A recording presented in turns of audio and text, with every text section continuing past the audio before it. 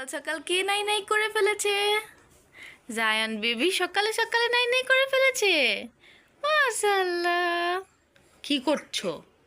খোঁচা লেগে যাবে, ব্যথা পাবে কিন্তু। যেও না, যেও না, যেও না, যেও না, যেও না। এই যে জায়ান বেবি রেডি হয়ে গেছে নাই নাই করে। এখন জায়ান ব্রেকফাস্ট করবে। ব্রেকফাস্টে কি খাবে জায়ান?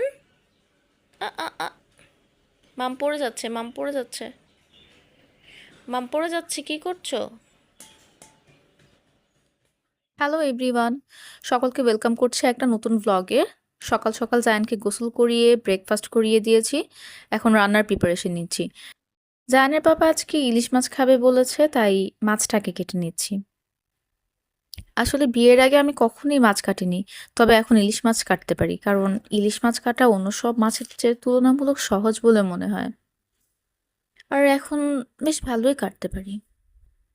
ইলিশ মাছটা আমি আলু, বেগুন, টমেটো দিয়ে রান্না করব, তাই সব কিছু আগে থেকে কেটে রাখতে হবে। আর এদিকে মাছটাও কেটে ফেলছি। মাছে অনেকগুলো আঁশ আছে, তাই কাটতে একটু সময় লেগে যাচ্ছে আমার। আর যেহেতু আমি প্রথমবার কাটছি, তাই একটু বেশিই সময় লাগছে।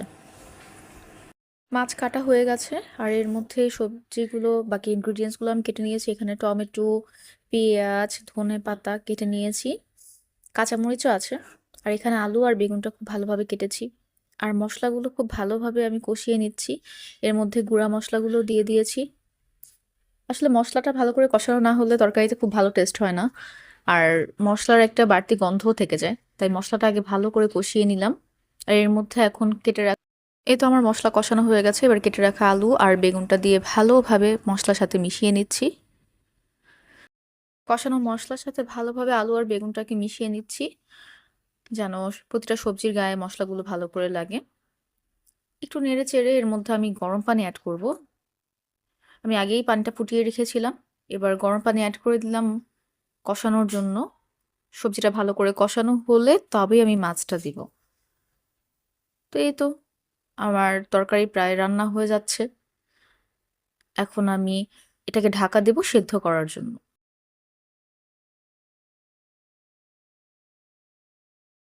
তরকারি হতে হতে এর মধ্যে আমি মাছটা ভালোভাবে পরিষ্কার করে নিয়েছি। এখন তরকারিতে দেওয়ার পালা। তরকারি এর মধ্যে হয়ে গেছে, এখন আমি মাছটা ছেড়ে দিচ্ছি।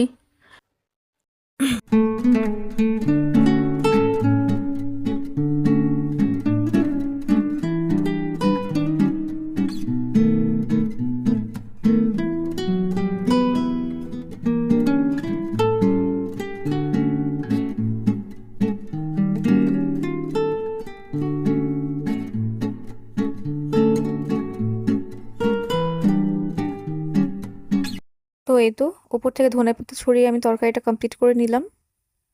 আমার ইলিশ মাছের বেগুন আলু তরকারি কমপ্লিট।